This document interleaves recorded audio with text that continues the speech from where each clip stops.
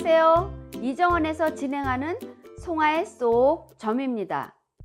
수천수 학계의 건은 복희 8개에서 생성된 숫자 1번이 됩니다.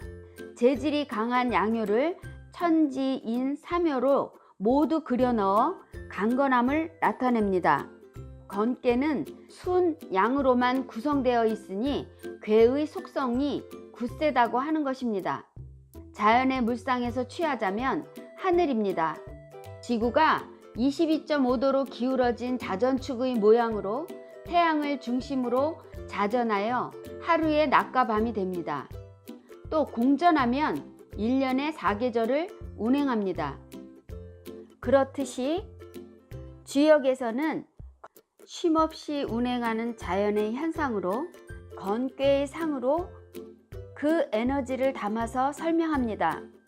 설계전에서는 건깨를 말하기를 건으로 굳세며 주장하고 건에서 싸우는데, 이 싸운다는 뜻은 계절이 가을과 겨울을 교차하는 시기라서 음양이 서로 부딪히는 때를 말하고 있습니다.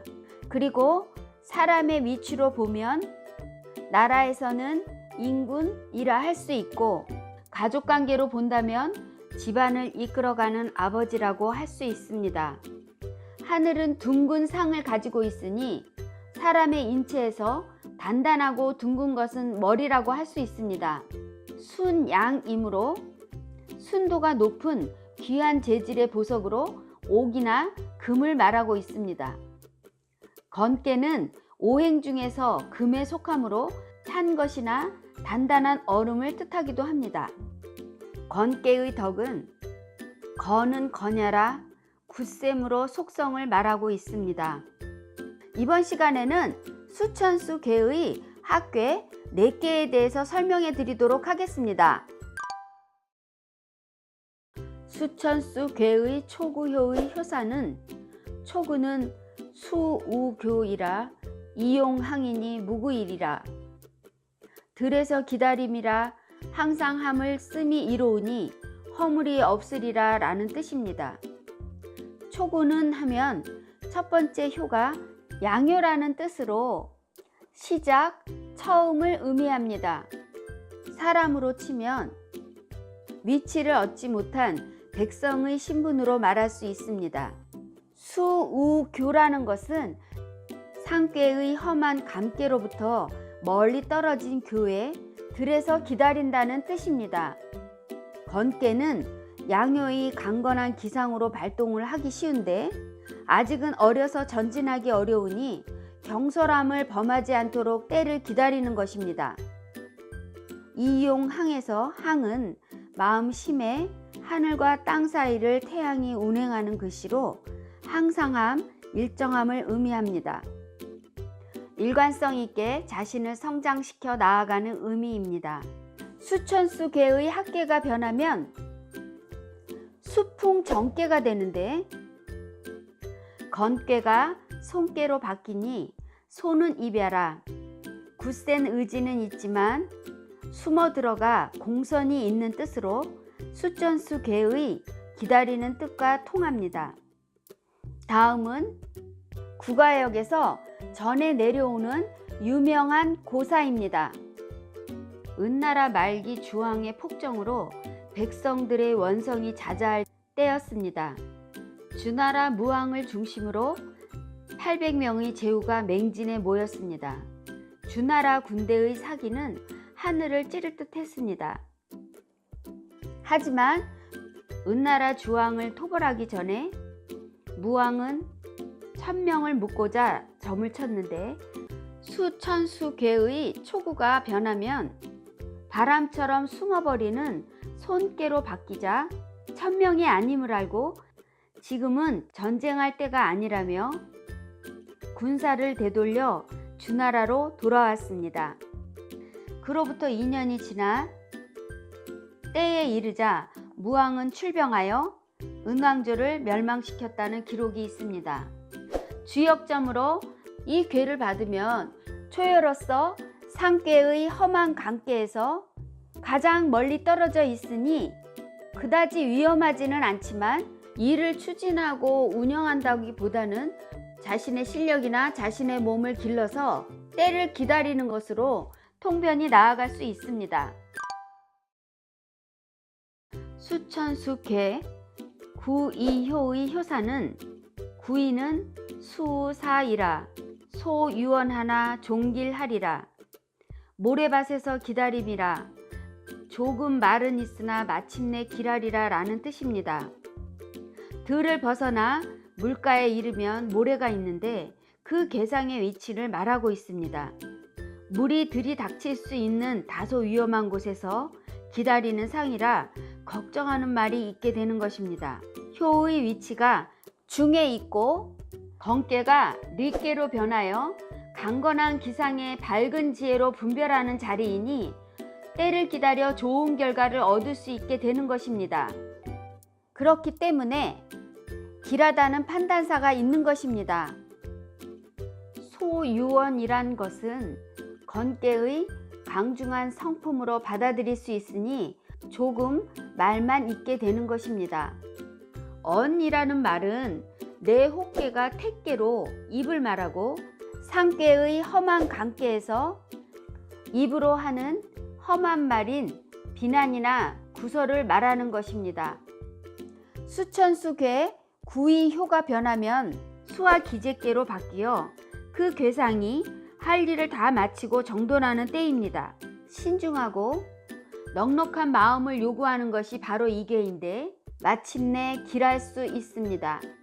주역점으로 수천수괴 구이효를 받으면 비록 구설수가 따르고 번거롭게 일이 진행되지만 너그럽게 받아들이고 여유 있는 처신을 한다면 좋은 방향으로 통변할 수 있습니다.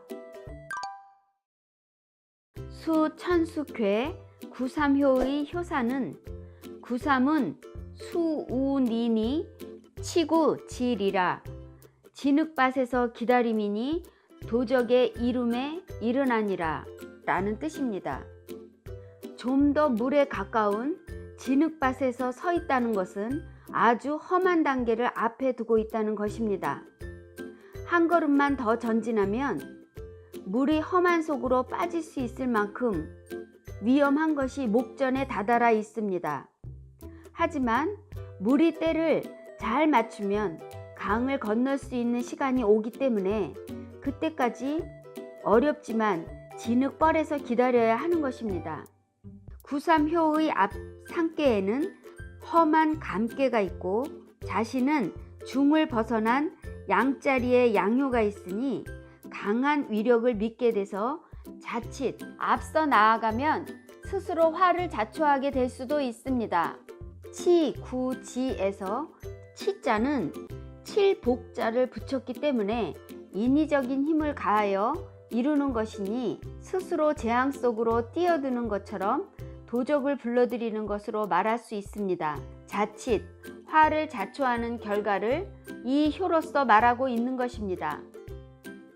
또한 지자는 자연적으로 이른 상태를 말하는데 이미 건깨 삼효의 위치가 험한 감깨 앞에 와 있는 것을 의미합니다. 건너가야 할 감깨가 험한 것, 재앙, 물, 도적인데 이것을 극복하려면 자신의 힘이나 판단력을 키워야 하는 것입니다. 서둘러 험한 속으로 들어가면 큰 화를 당할 수도 있음을 말하고 있습니다. 아무리 험한 재앙이 앞에 있다 해도 재앙은 몸 가까이에 있을 뿐이지 바깥에 있는 것입니다. 그러므로 신중한 자세로 임하기만 한다면 결코 실패하지 않을 것입니다. 수천수괴 구삼효가 변하면 수택절괴이므로 자신을 절제하고 분수를 지키는 것을 교훈으로 말하고 있습니다. 주역점으로 이 괴를 받으면 마음이 스스로 편치 못하고 되는 일이 없으며 하려고 하는 일에도 성사되기 어렵습니다. 그러므로 좋지 않은 상황을 인식시키고 조심하고 상가하는 처신으로 일을 진행해야 낭패하지 않는다고 통변해야 합니다. 수천수 개의 전체 개상은 하늘 위의 물이니 그것은 구름이라 구름이 모여야 비가 내려서 만물을 키워낼 수 있는데 비를 억지로 오게 할 수 없으니 비가 올 동안 자신을 성숙시키며 기다리는 뜻을 포함하는 것입니다.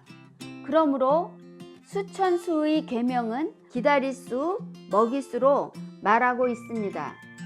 하지만 수천수 학계의 각 효사를 살펴보면 하늘 위의 구름의 상이 아니고 강건한 기상으로 험한 바닷가로 한 걸음씩 다가가면서 잘못되지 않게 경고하고 격려를 하고 있습니다.